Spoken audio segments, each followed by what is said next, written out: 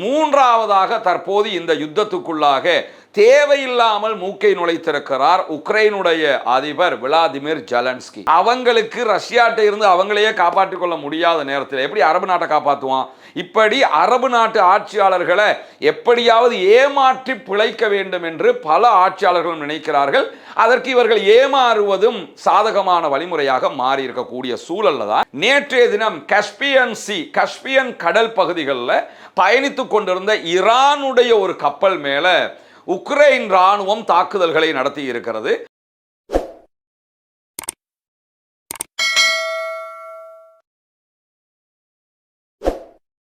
அன்றுக்கினிய சகோதர சகோதரிகளே, நம் அனைவர் மீதும் ஏக இறைவனுடைய அமைதியும் கருணையும் உண்டாகட்டுமாக என்கிற பிரார்த்தனைகளோடு மத்திய கிழக்குல ஈரானோடு அமெரிக்கா ஏற்படுத்தி கொண்ட வேலையற்ற தேவைக்கில்லாத ஒரு சண்டையால முழு உலகமுமே தத்தளித்து கொண்டிருப்பதை நாம் அத்தனை பேரும் பார்த்து கொண்டிருக்கிறோம். குறிப்பாக எங்கள் மீது அமெரிக்கா தாக்குதல் நடத்திய காரணத்தினால் நாங்கள் ஹொர்முஸ் நீர்நிலையை மொத்தமாக மூடுகிறோம் என்று ஹொர்முஸ் பரப்பை மொத்தமாக இழுத்து மூடியது ஈரான். அதனால ஹொர்முஸ் நீர்நிலை பகுதிகளில் எந்த ஒரு அரபு நாடுகளுக்கும் அவர்களுடைய பெட்ரோலிய பொருட்களை ஏற்றுமதி செய்ய முடியாத நிலை ஏற்பட்டிருக்கிறது. அதை தாண்டி அரபு நாடுகளில் இருக்கக்கூடிய அமெரிக்காவினுடைய இராணுவ தளங்கள் மீதுதான் ஈரான் பதிலடி தாக்குதல்களையும் நடத்தி கொண்டிருக்கிறது. எனவே அரபு நாடுகளுக்கு இரண்டு கஷ்டங்கள் தற்போது உருவாகி இருக்கிறது. ஒன்று, அவர்களுக்கு வருமானம் இல்லாமல் போயிருக்கிறது, பிசினஸ் மொத்தமாக டிராப் ஆகி இருக்குது இந்த யுத்தம் காரணமாக. இரண்டாவது,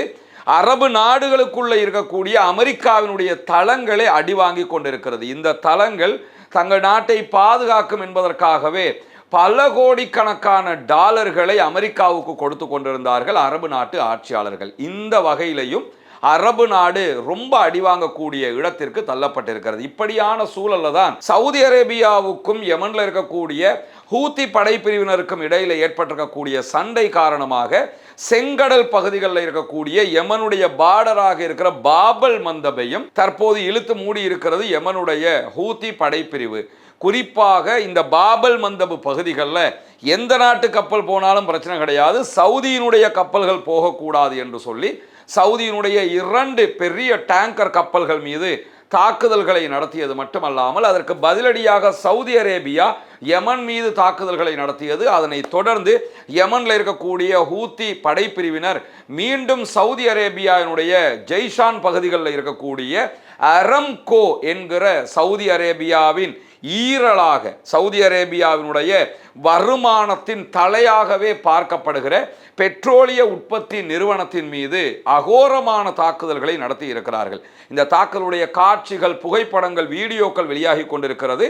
அரம்கோ பற்றி எறியக்கூடிய காட்சிகளை நம்ம பார்க்க முடியும். அந்த அளவுக்கு அரம்கோ மேல மிக அதிகமான ஒரு தாக்குதலை நடத்தி இருக்கிறது ஹூத்தி படைப்பிரிவு. ஏற்கனவே 2015 ஹூத்திகள் சவுதி அரேபியாவினுடைய அரம்கோ மேல தாக்குதல் நடத்தியதுனால தான் பிற்பட்ட நாட்களில் சவுதி அரேபியா ஹூத்திகளோடு ஒரு பேச்சுவார்த்தையை நடத்தி யுத்த நிறுத்தத்துக்கே போயிருந்தாங்க. இந்த நிலையில மீண்டும் அரம்கோ அடிவாங்கி இருக்கிறது என்கிற செய்திகள் வெளியாகி கொண்டிருக்கிறது. எனவே இந்த அமெரிக்க ஈரானிய யுத்தத்திற்கு முன்பதாக $76 விற்கப்பட்ட ஒரு பேரல் க்ரூட் ஆயில் தற்போது $95 விற்கப்படக்கூடிய அளவுக்கு விலையேற்றம் உச்சம் தொட்டு கொண்டிருக்கிறது. எனவே இது அரபு நாடுகளுக்கு மட்டுமல்ல, அமெரிக்காவுக்கு மட்டுமல்ல, உலக நாடுகளுக்கே மிக பெரும் அழுத்தமாக மாறி இருக்கக்கூடிய நேரத்தில் மீண்டும் ஹூத்திகளுடனான சவுதி அரேபியாவினுடைய சண்டை காரணமாக பெட்ரோலிய விலைகள் மேலும் அதிகரிப்பதற்கான வாய்ப்புகள் இருக்கிறது, போக்குவரத்து ஸ்தம்பிப்பதற்கான வாய்ப்புகள் இருக்கிறது. இது இரண்டாவது பாதிப்பு. மூன்றாவதாக தற்போது இந்த யுத்தத்துக்குள்ளாக தேவையில்லாமல் மூக்கை நுழைத்திருக்கிறார் உக்ரைனுடைய அதிபர் விளாடிமிர் ஜெலன்ஸ்கி. விளாடிமிர் ஜெலன்ஸ்கியை பொறுத்தவரையில உள்நாட்டுக்குள்ள மிகப்பெரிய அழுத்தத்துக்கு தள்ளப்பட்டிருக்கிறாரு. அவருடைய ஆட்சி மீது பல குறைகளை மக்கள் முன்வைத்துக் கொண்டிருக்கிறார்கள். தொடர்ந்து ரஷ்யா உக்ரைன் மீது நடத்தி வருகிற தாக்குதல்கள் காரணமாகவும் உள்நாட்டுக்குள்ள பெரும் குழப்பத்தில் இருக்கிறார்.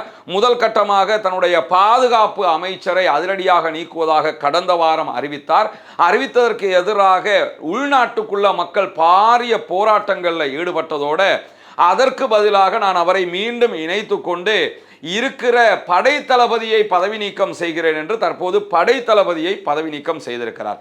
எதை செய்யறதுன்றே தெரியாம எதையோ பண்ணி கொண்டிருக்கக்கூடிய சூழல்ல உக்ரைனுடைய 20% நிலப்பரப்புகளை ரஷ்யா ஆல்ரெடி கையகப்படுத்தி விட்டார்கள். எனவே உக்ரைன் தன்னுடைய நிலப்பரப்பில் பெரும் பகுதி ஒன்றை இழந்திருக்கிறது ரஷ்யாவிடத்தில்.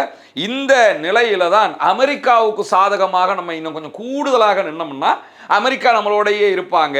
ஒரு யுத்தம் நடந்து வந்தா ஆல்ரெடி நெத்தனியாகு எப்படி யுத்த காலத்தை பயன்படுத்தி ஆட்சியை நீட்டிச்சுக்கிட்டே போனாரோ அதே மாதிரி விளாடிமிர் ஜெலன்ஸ்கியும் எந்த விதமான ஒரு தேர்தலுக்கும் போகாம அவருடைய ஆட்சியை நீடிச்சுக்கிட்டே போகலாம்.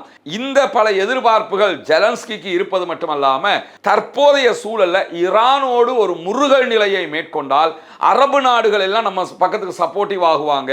Already Saudi Arabia, Bahrain, Kuwait, Dubai எல்லா நாட்டுக்கும் வந்து எல்லா அதிபர்களோடையும் பேச்சுவார்த்தை நடத்தினாரு. எங்க படைகள் ட்ரோன்களை தடுக்கிறதுல வல்லவர்கள், பெரிய கட்டிக்காரர்கள், ஜாம்பவான்கள் என்கிற ஒரு போலி பிம்பத்தை ஒரு பில்டப்பை காட்டினாரு. இந்த அரபு நாட்டு ஆட்சியாளர்களும் ஓகே அமெரிக்காவாலேயே தடுக்க முடியல, நீங்களாவது வந்து தடுத்துருங்க என்று சொல்லி அவங்கள கூப்பிட்டு கண்ட்ராக்ட் எல்லாமே சைன் பண்ணாங்க. ஆனால் இப்போ நடக்கக்கூடிய தாக்குதல்களையும் ஈரான் ஆளில்லா விமான தாக்குதல்கள், ட்ரோன் அட்டாக் பண்ணுகிறது. உக்ரைனுடைய படைகளால் கூட ஒன்றும் செய்ய முடியவில்லை. எனவே அவங்களுக்கு ரஷ்யாட்ட இருந்து அவங்களையே காப்பாற்றிக் கொள்ள முடியாத நேரத்தில் எப்படி அரபு நாட்டை காப்பாற்றுவான்? இப்படி அரபு நாட்டு ஆட்சியாளர்களை எப்படியாவது ஏமாற்றி பிழைக்க வேண்டும் என்று பல ஆட்சியாளர்களும் நினைக்கிறார்கள். அதற்கு இவர்கள் ஏமாறுவதும் சாதகமான வழிமுறையாக மாறி இருக்கக்கூடிய சூழல்ல தான் நேற்றைய தினம் கஸ்பியன் கடல் பகுதிகளில் பயணித்துக் கொண்டிருந்த ஈரானுடைய ஒரு கப்பல் மேல உக்ரைன் ராணுவம் தாக்குதல்களை நடத்தி இருக்கிறது. அந்த தாக்குதல்களில் ஈரானுடைய கப்பலுக்குள்ளே இருந்த ஒருவர் கொல்லப்பட்டிருக்கிறார், ஒருவர் காயமடைந்திருக்கிறார். இந்த தாக்குதல் தொடர்பாக விளாடிமிர் ஜெலன்ஸ்கி வெளியிட்டிருக்கக்கூடிய எக்ஸ்பதிவில் என்ன சொல்றாருன்னா, இந்த கப்பல் ரஷ்யாவுக்கான ஆயுதங்களை ஏற்றி சென்ற கப்பல், அதற்குள்ளே இருந்த சரக்கு எல்லாமே ஆயுதங்களை ஏற்றிக்கிட்டு போன சரக்காக இருக்கிறது, எனவே தான் தாக்குதல்களை நடத்தி இருக்கிறோம் என்று சொல்லியிருக்கிறார். உண்மையிலேயே ரஷ்யா உக்ரைன் மீது நடத்தக்கூடிய தாக்குதல்களுக்கு முழுவதுமான ட்ரோன் சப்ளையை பண்றது ஈரான் தான். ஈரான் உலகத்தில் இருக்கக்கூடிய ட்ரோன் தயாரிக்கிறதுல மிக பெரும் வல்லமை கொண்ட ஒரு நாடு. அது மட்டுமல்லாமல் ரொம்ப சீப்பான விலையில மிகப்பெரிய பாதிப்பை உண்டாக்கக்கூடிய ட்ரோன்களை தயாரிப்பதில் உலகத்திலேயே நம்பர் 1 இடத்துல இருக்கக்கூடியதுல ஈரான் தான் முக்கியமானது என்று அனைவரும் ஏற்றுக்கொள்ளுகிற அளவுக்கு நிலைமை மாறி இருக்கிறது. அமெரிக்காவில் இருக்கக்கூடிய ட்ரோன்கள் எல்லாமே தயாரிக்கிறதுக்கு பெரிய பொருட்செலவு ஏற்படும். அமெரிக்காவினுடைய பல மில்லியன் டாலர்களை செலவழித்து தயாரிக்கிற ட்ரோன் செய்கிற வேலைகளை வெறுமனே சில ஆயிரம் டாலர்களில் தயாரிக்கிற ஈரானுடைய ட்ரோன் செஞ்சுவிடும். அதனால ஈரான் ரொம்ப சீப்பான விலை குறைந்த ட்ரோன்களை தயாரித்து மிக அதிக பாதிப்புகளை உண்டாக்குகிறது. இந்த ட்ரோன்கள்ல நம்பர் 1 இடத்துல இருக்கிறது ஷாஹித் வகையான ட்ரோன்கள். இந்த ட்ரோன்களுடைய தொழில்நுட்பத்தை ரஷ்யாவுக்கு ஆல்ரெடி ஈரான் கொடுத்திருக்கிறது. அதை தாண்டி இந்த ட்ரோன்களை ஆயிரக்கணக்கில் ரஷ்யாவுக்கு அவங்க விற்பனையும் பண்ணி வர்றாங்க.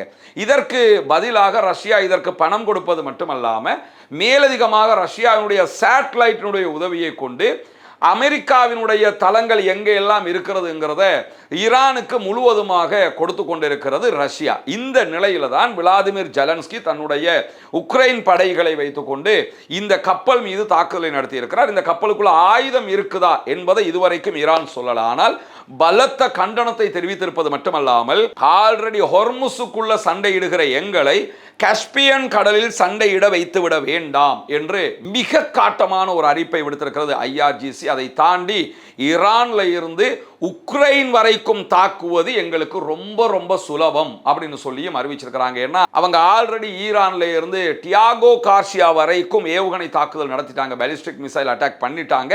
எனவே அதே ஈரான்ல இருந்து மறுபக்கம் உக்ரைன் வரைக்கும் அட்டாக் பண்றது அவங்களுக்கு சிரமமும் கிடையாது.